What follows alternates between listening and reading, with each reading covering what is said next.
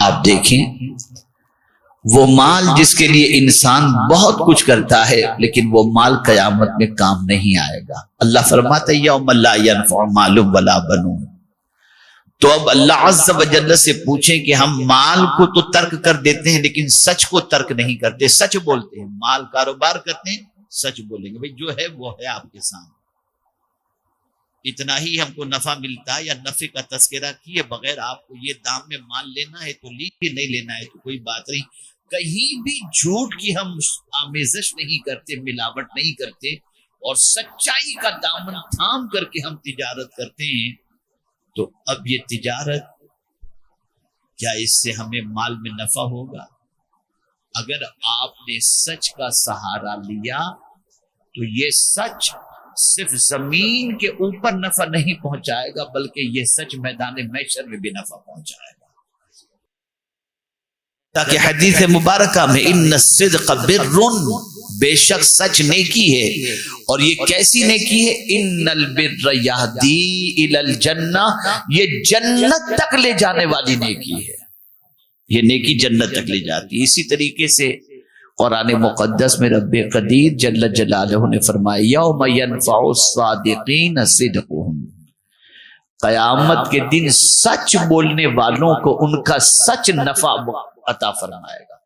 جس قیامت کے دن مال کام نہیں آئے گا, بیٹے کام نہیں آئیں گے, اس قیامت کے دن اللہ کے رسول اللہ عز و جل ارشاد فرماتا ہے سچ بولنے والوں کو ان کا سچ نفع عطا فرمائے گا. یہاں سے یہ بات سمجھ میں آئی کہ سچائی کوئی معمولی نیکی نہیں ہے, بہت بڑی نیکی ہے, بہت بڑی نیکی ہے. آقا کریم رؤوف الرحیم علیہ التحیۃ والتسلیم نے ابھی اعلان نبوت نہیں فرمایا, اور اعلان نبوت نہ فرمانے کے پہلے رسول اعظم صلی اللہ تعالی علیہ وسلم معاشرے کے اندر اپنی آئیڈینٹی, اپنی پہچان, اپنی شناخت جس عمل کے ذریعے کروا رہے ہیں وہ عمل ہے, وہ وصف ہے صادق الوعد الامین. دشمن بھی حضور صلی اللہ علیہ وسلم کو اس لقب سے جانتے تھے کہ مصطفیٰ جان رحمت صلی اللہ علیہ وسلم سچ بولنے والے, وعدے کی وفا کرنے والے اور امین ہیں. یہ رسول اعظم صلی اللہ علیہ وسلم کی آئیڈینٹی تھی, شناخت تھی, پہچان تھی. اور جتنے بھی انبیاء کرام علیہم الصلاۃ والتسلیم اس فرش گیتی پر تشریف لائے اور خود رب قدیر جل جلالہ نے اپنی بات کا تذکرہ کیا تو قرآن کہتا ہے وَمَنْ أَصْدَقُ مِنَ اللَّهِ قِيلًا, اللہ عز و جل سے سچی بات کس کی ہو سکتی ہے؟ یعنی سچائی اتنا عظیم وصف ہے کہ رب قدیر جل جلالہ اپنی شان بیان کرتا ہے تو یہ فرماتے ہیں اللہ عز و جل سے سچی بات کس کی ہو سکتی ہے. اور رسول اعظم صلی اللہ تعالی علیہ وسلم اور جتنے بھی انبیاء کرام علیہم الصلاۃ والتسلیم تشریف لائے, سب کے حوالے سے قرآن نے جو عظیم وصف کا ذکر فرمایا صدیقا نبیّا.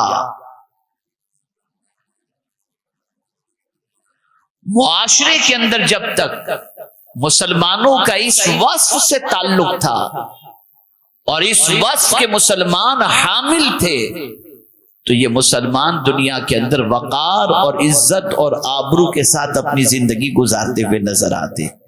اور آج آپ میں سے بہت سارے لوگ کاروبار کرتے ہیں, دیکھتے ہوں گے میں کسی سے ہاتھ اٹھوانے کا کام نہیں کراتا اور نہ کسی سے میں پوچھنے کی ضرورت محسوس کرتا ہوں. میں سب کچھ آپ پر چھوڑ رہا ہوں اور آپ کو خود آپ سے سوال کرنے کی اجازت دیتا ہوں کہ ذرا دیکھو صبح سے لے کر رات تک کتنا سچ بولتے ہیں اور کتنا جھوٹ بولتے ہیں.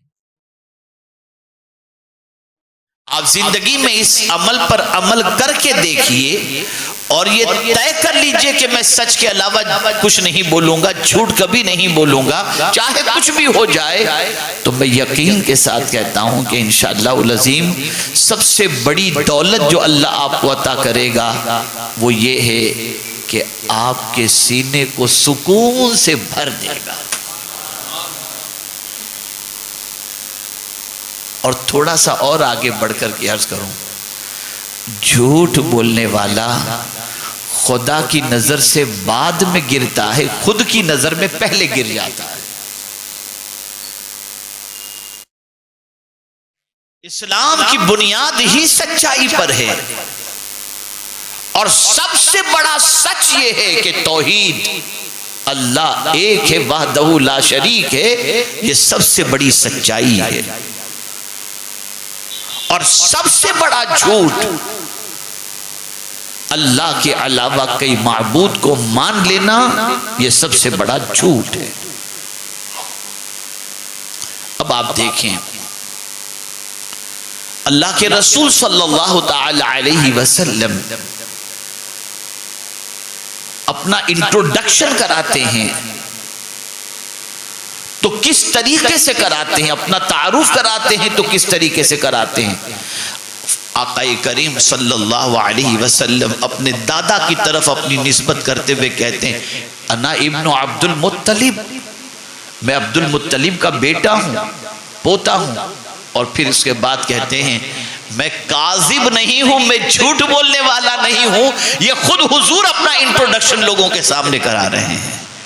یہاں سے یہ بات واضح طور پر سمجھ میں آئی کہ ایک مسلمان کی ذمہ داری یہ ہے کہ وہ سچ کے دامن کو کبھی بھی نہ چھوڑے۔ سچ اس کو جنت تک لے کر کے جائے گا، اور سچ ایسا وصف ہے کہ میرے پیارے آقا صلی اللہ تعالی علیہ وسلم کے پیارے دیوانوں، اس سچ کی بنیاد پر انسان کو قرب الہی کی دولت بھی نصیب ہوتی ہے، اور قرب رسالت مآب صلی اللہ علیہ وسلم کی دولت بھی نصیب ہوتی ہے۔ میں آپ سے پوچھتا ہوں، آج کی ماؤں کا حال الگ ہے، اور جب ماں غوث پاک کی ماں جیسی ہو تو پھر کیا کہنا؟ آپ ذرا سوچیں، سیدنا غوث الثقلین رضی اللہ المولا تبارک و تعالی عنہ وصول علم کے لیے نکل رہے ہیں، جیلان کی سرزمین سے بغداد کی سرزمین کی طرف اپنی ماں سے عرض کرتے ہیں ماں مجھے کچھ نصیحت کرو۔ تو قربان جائیے ماں کی عظمت پر۔ اس ماں کی نگاہوں میں قرآن کتنا بسا ہوا تھا، اس ماں کی نگاہوں کے اندر رسول اعظم صلی اللہ علیہ وسلم کا ارشاد کتنا بسا ہوا تھا، اس ماں کی نگاہوں کے اندر اس وصف کی عظمت کتنی زیادہ تھی، اس کا اندازہ لگائیں کہ ماں اپنے بیٹے سے صرف ایک بات کہتی ہے، اور وہ یہ کہتی ہے بیٹے بس میں تجھے ایک ہی نصیحت کرتی ہوں، کبھی بھی جھوٹ نہ بولنا، جب بھی بولنا تو سچ بولنا۔ ماں نے نصیحت کی۔ ڈاکوؤں کا دورہ تھا، یوبی بغداد کے ڈاکو بڑے مشہور تھے، تو آپ جانتے ہیں ماں اپنے بیٹے کو کچھ پیسے دے کر روانہ کرتی ہے، اسے چھپا کر کے اس کا ایک کپڑے کے اندر اسے چھپا کر کے اپنے بچے کو دیتی ہے تاکہ کسی کی نظر نہ پڑے اور کوئی وہ پیسے لے نہ لے۔ اللہ اکبر۔ بچہ روانہ ہوتا ہے۔ غوث پاک رضی اللہ المولا تبارک و تعالی عنہ آج کے دور کی طرح نہیں کہ فلائٹ کا ٹکٹ بک کرائے بیٹھے اور چل دیے، اپنی پرائیویٹ کار لیے بیٹھے اور چل دیے۔ اس زمانے میں قافلے نکلتے تھے، اور اس قافلے کے ساتھ یہ قافلہ بغداد جا رہا ہے، چلو اس قافلے میں شامل ہو گئے۔ تو لوگ قافلے کی شکل کے اندر بغداد مقدس جا رہے تھے، تو بغداد شریف کی طرف جو قافلہ جا رہا تھا اسی قافلے کے اندر غوث پاک رضی اللہ تعالیٰ عنہ شامل ہو جاتے ہیں۔ اور آپ جانتے ہیں کہ راستے میں ڈاکوؤں نے حملہ کیا، سب کا مال لوٹ لیا۔ غوث پاک رضی اللہ تعالیٰ عنہ سے جب پوچھا تمہارے پاس کچھ ہے تو تھا تو صحیح، جھوٹ بولتے تو مال بچ جاتا، لیکن ماں کی نصیحت یاد آ گئی کہ ماں نے کہا تھا بیٹے جھوٹ نہ بولنا. برجستہ ڈاکوؤں سے کہتے ہیں ہاں میرے پاس ہے 40 اشرفیہ موجود ہے. ڈاکوؤں کو حیرت ہوئی اور پھر اس کے بعد دیکھا گیا تو واقعی مال نکلا. ڈاکوؤں کے سردار تک بات پہنچائی گئی. پوچھا گیا اے نوجوان تو نے اپنا مال چھپایا کیوں نہیں, جھوٹ کیوں نہیں بولا؟ تو برجستہ میرے غوث نے فرمایا کہ میں اپنی والدہ سے وعدہ کر کے نکلا تھا کہ جھوٹ نہیں بولوں گا. بس ڈاکوؤں کو یہ خیال آیا کہ ماں سے کیا ہوا وعدہ تو غوث پاک نبھاتے ہیں, ہم خدا سے کیے ہوئے وعدے کو بھول جاتے ہیں. غوث پاک کا ہاتھ اپنے ہاتھ میں لیتے, ان کے ہاتھوں پہ توبہ کرتے, اور اسی وقت اس سچ بولنے کی برکت سے اللہ نے ڈاکوؤں کو توبہ کی توفیق نصیب فرما دی.